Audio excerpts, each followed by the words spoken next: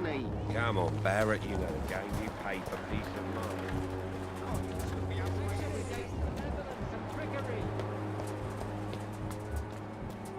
You are blinded by your false faith, imprisoned by your daily routine.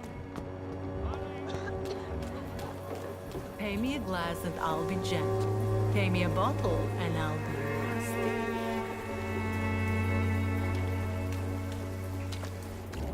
You look so pale, my lord. Would you like me to revive you?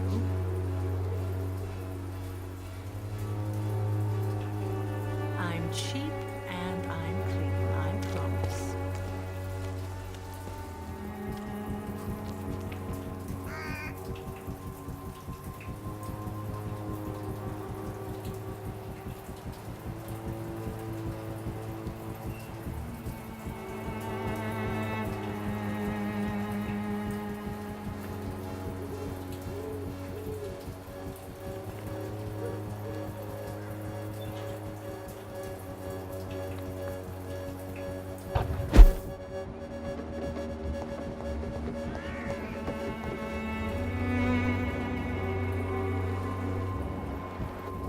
You still want more from Christina? When we spent the night together, my wallet went missing.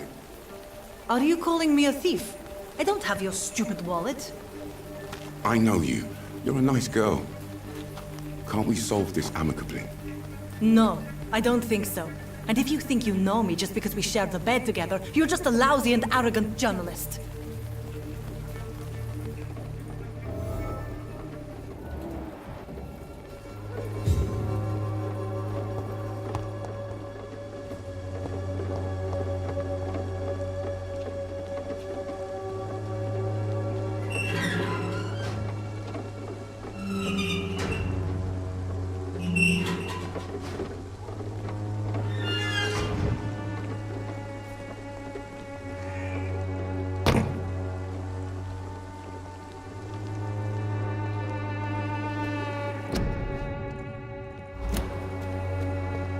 I cannot enter.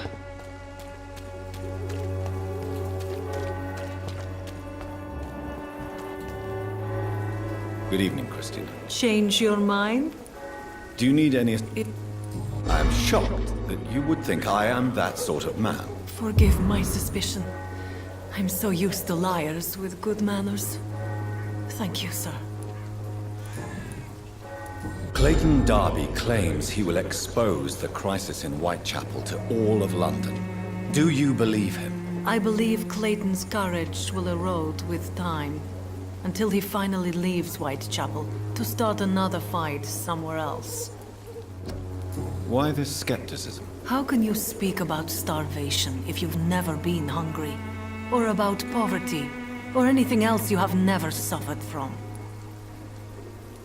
Are you talking from experience? I've seen your type come here to get a good fuck in a cheap room or a dark alley before going back to their fancy houses in the West End.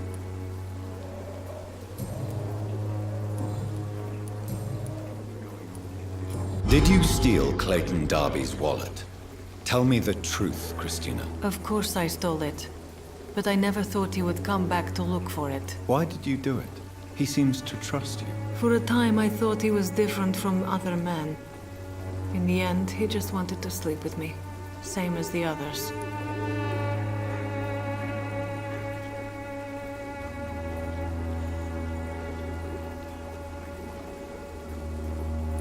Perhaps Clayton is different. Maybe you two should talk. A conversation couldn't hurt. I know what I am and what people call me. I sleep with men for money.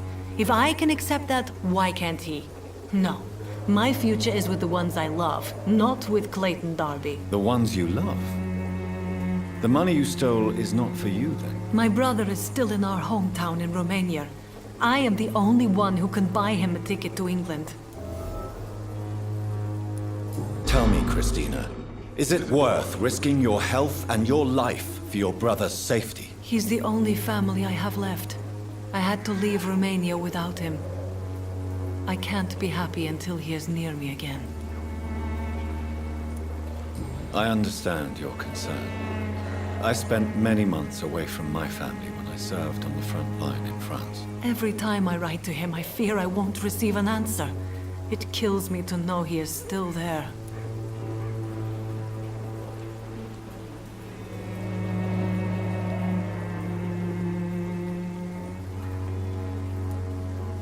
But what about your life, Christina? Are you so worried about your brother's survival that you'll risk your own? You think you know it all because you fought in the war. But my brother is no soldier. I know.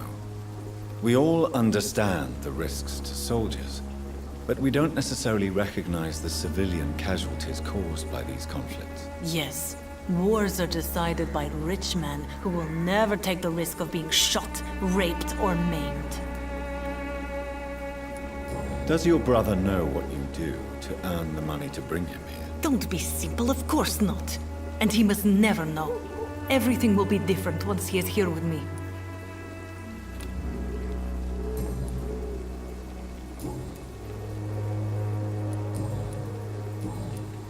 Goodbye, miss. Take care of yourself as best you can. Don't know what. Good evening, Doctor. Can I help you? Do you know that Christina is hoping to pay for her brother to travel to England in the near future? I see. No, she didn't tell me that. But that explains many things. Do you believe she will ever see her brother again? As long as the war rages in Europe, I'm afraid her chances of seeing her brother again are slim to none. Tell me, Clayton, do you really think this young woman stole your wallet? Christina? Yes. I recently met her. A nice girl, despite her questionable conduct. How exactly did you meet Christina? During my investigation, I offered my hotel room to her to rest and get away from the street. And what happened? The next morning, my wallet and my watch had disappeared. I suppose that's what you get for being a good Samaritan. If you are going to sleep with a lady of the night, Clayton, I would advise you to be cautious. I can't really be mad at her, though. She's just trying to survive. She doesn't have many options.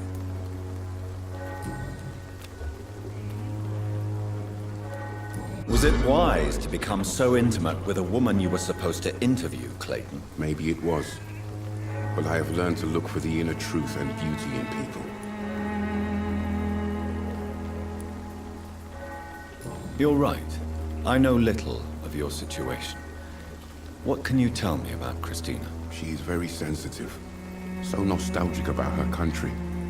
I saw her cry once because she'd lost a precious souvenir from her homeland. What was it? A scarf her brother gave her before she came to England. Why are you so concerned? You seem to have something on your mind, Mr. Darby. That we could make peace if I could find it and give it back to her. But I'm afraid she lost the scarf somewhere during her night shift.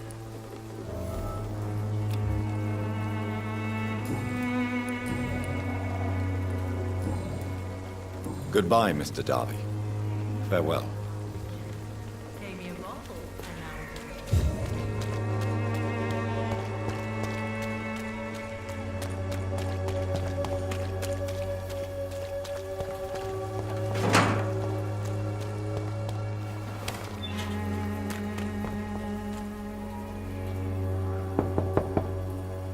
Mr. Petrescu, just 1 minute, please. You again. Go away. Sir, wait. Stop this nonsense. I know Nurse Crane is here. Shall we speak man to man, you and I? All right. Speak up. Don't you see we're on the same side? We fight to help the poor, sick, and abandoned. I'm nothing like you, Mr. Doctor. Yes, you are. You too believe in providing medical care without charge. You know what we have to sacrifice to make the world a better place. I have to admit your words have conviction. All right, I'll let you see, Dorothea. Don't make me regret this, though.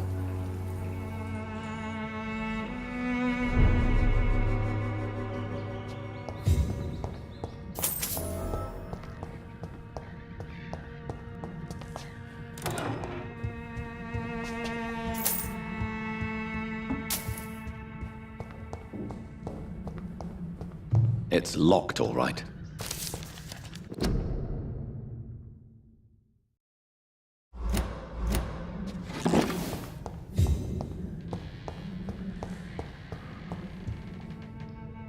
If you want to talk to Dorothea, you must go across the courtyard and take the stairs. We've not been formally introduced. May I ask your name and occupation, sir? I am Darius Petrescu. I'm here to keep snitches and spies away from Dorothea. And I also run this little print shop. So Dorothy's real name is not Crane. Like myself and many people in this area, Dorothea is from occupied Romania. That's all you need to know. She seems important to the community. More than you can imagine. The West End does not want to hear of Whitechapel's misery. Dorothea is one of the few doing something about it. Tell me everything you know about Camellia, the mute florist. I do not believe in the afterlife, Doctor, but I'm almost convinced Camellia is an angel. She volunteered to give out our medical leaflets. Are you not worried for her safety? She is as brave as she is tough, and clever, too. If only I had met her when I was younger. Are you in love with Camellia, Mr. Petrescu? Don't be stupid. If I had met her when I was younger, we could have won our revolution. Who is she, really? Do you know where she's from? She's not from around here, that's all we know.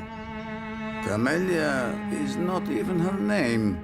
It's her favorite flower. You say she has no close family. Well, there's that awful poet who constantly follows her around like a lost puppy. A good man for sure, but a very poor writer. Do you need some help, Mr. Petrescu? I am very tired, but that is all. I don't need you, Doctor. Well, I think you do. Take this, and you'll feel better.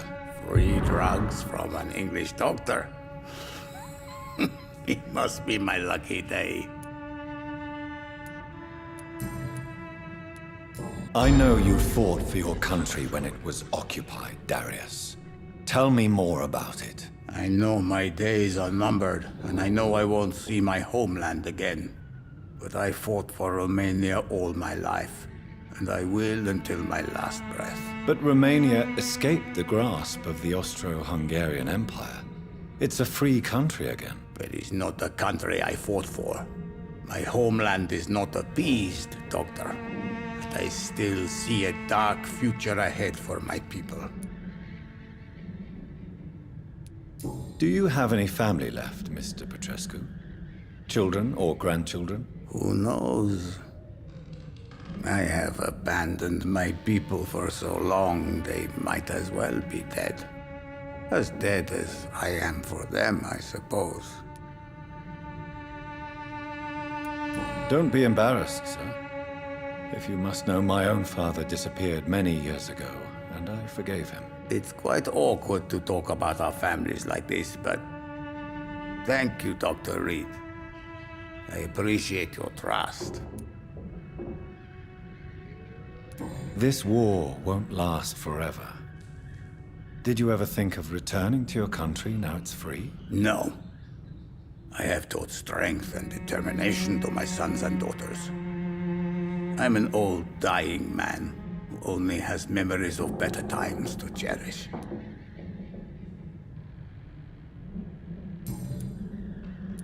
How did you meet Nurse Crane, Darius? Why does she trust you? I'm her oldest friend in England. Dorothea and I share many ideas about this country and about the country we left. You mean occupied Romania, don't you? Even if not directly, I fought against your enemies. Really? Then perhaps you have more in common with Dorothea than meets the eye, Dr. Reed.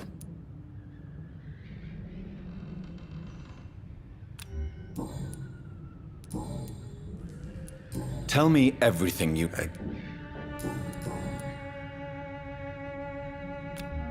Goodbye, Mr. Petrescu.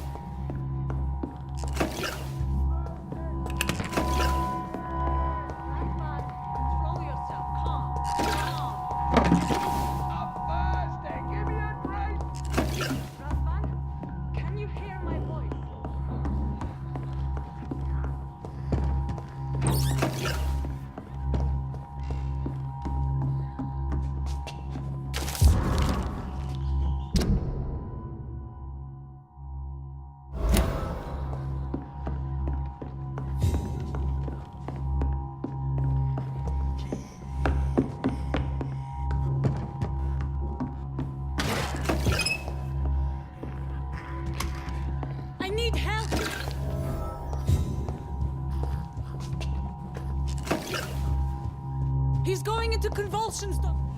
What do we have here, nurse? Patient Raz Van Vasily. High fever running on 3 days. Complaints of dizziness, muscle aches, and head pain. Diagnosed with influenza. Treatment?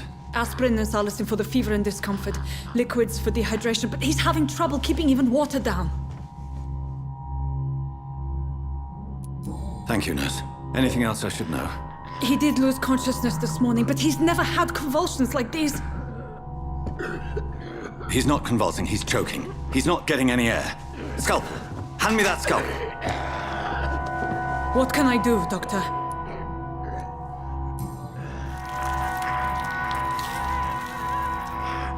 I need to perform a tracheostomy. Short pipe. That rubber tube will do. We're going to cut a passage for air through the neck. Yes, Doctor.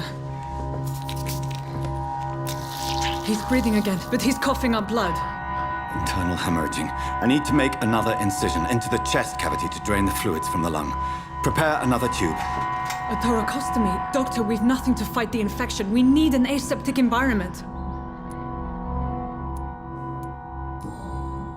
Right then, Nurse Crane. What do you suggest we do? I've no idea. I'm not the doctor. Time is of the essence. We need to perform a thoracic drain. Yes, Doctor.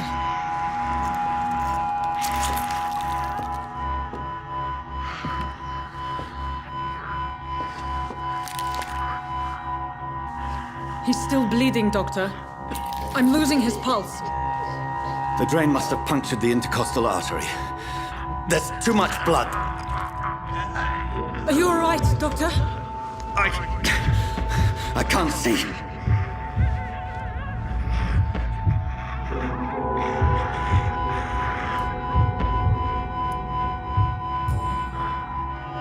I must first suture the artery. Find the wound. The source of the blood. Needle and thread, Doctor. Good. The stitches are holding. How's he doing? We're losing him. We've lost his pulse. He's dying, Doctor.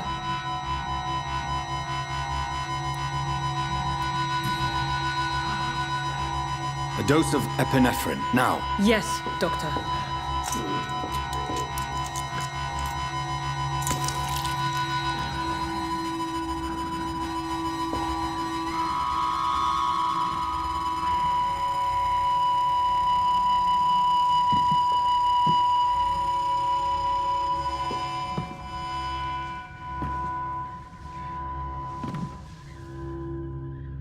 We've lost the pulse. He's gone, Doctor. Nurse, we did everything we could. Truly? Everything you could. Is that how you'll report this in your log? Is this how the war went? Piling up one poor corpse beside the next? This was not an influenza-induced seizure. I've never seen symptoms like these on the continent. Neither have I. But the previous symptoms leading up to this attack were the same, indistinguishable from the epidemic. No. There was something more vile in these reactions. Something primitive. There have been numerous reports of mental breakdowns caused by the fever that accompanies the flu itself, Doctor. Yes, but... I'd best take some samples of the blood for analysis.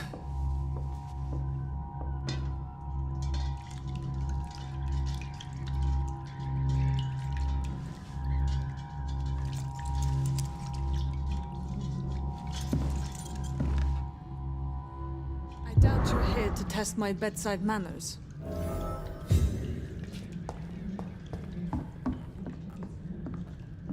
To what do I owe this courtesy? It's locked, all right. I suspect it was more than intuition alone that led you to us. So, how might I be of service, Dr. Reed? Your heart might be in the right place, but you can't carry on with this blackmail. For God's sake, Dorothy, it's extortion. It's a serious crime. Doctor, you think your warnings scare me? I've stolen and plied, blackmailed and lied, but what else am I to do? I'm all these people have.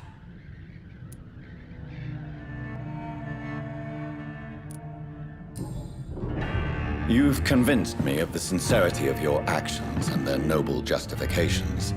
But all the same, blackmail is a crime, and it will stop, Nurse Crane. So, are you going to turn me over to the authorities?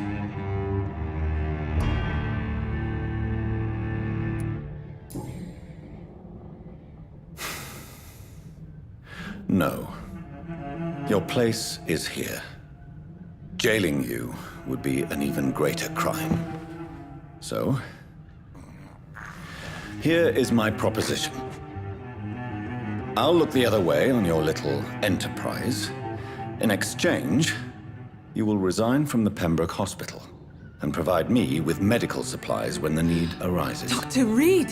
That sounds like a business proposition. My accomplice, then? No, just a privileged client. My research may require the occasional rare piece of equipment or ingredient. I'll pay good coin in exchange, fair and honest, to help finance your noble endeavors.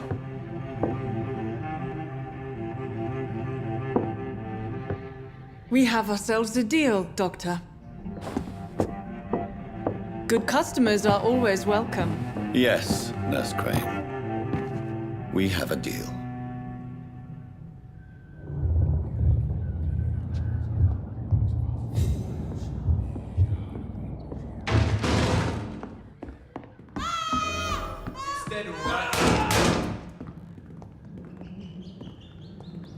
Oh, this one stinks already.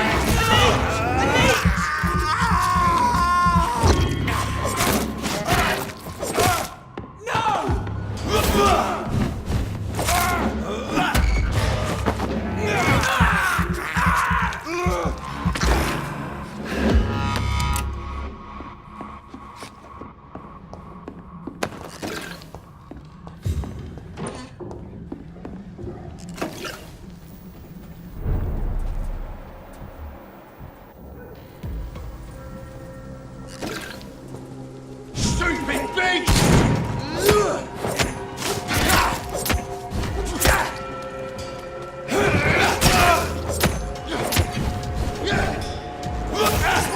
Christ!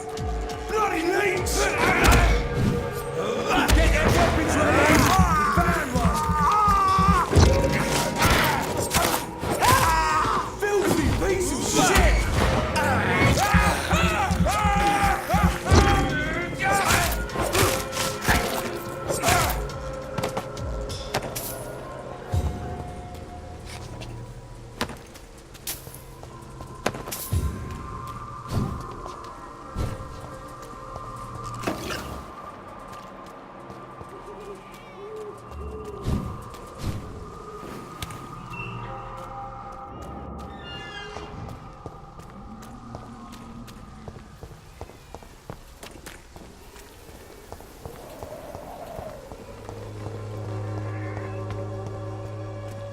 Joe, please, I don't have your money.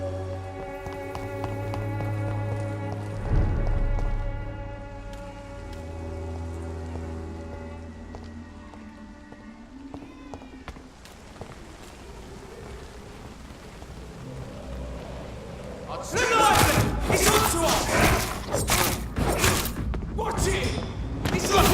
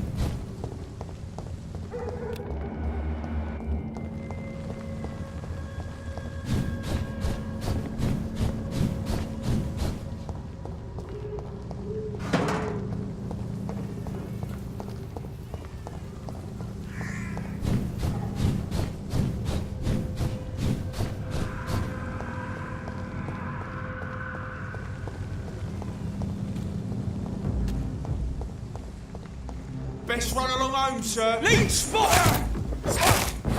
Vermin!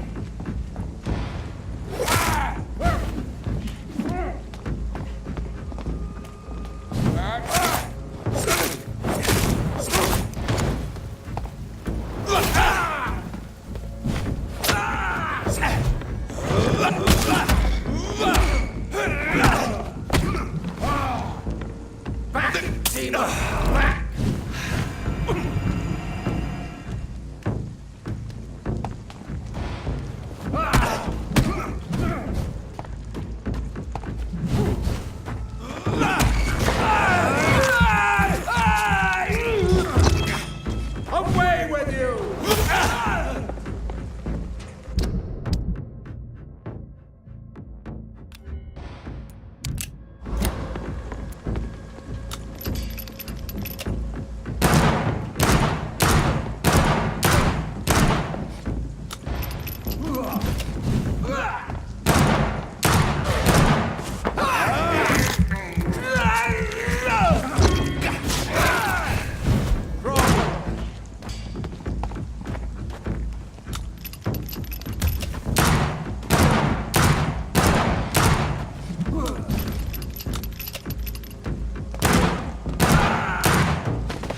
This man stunned me with his faith. His crucifix. This is not good news.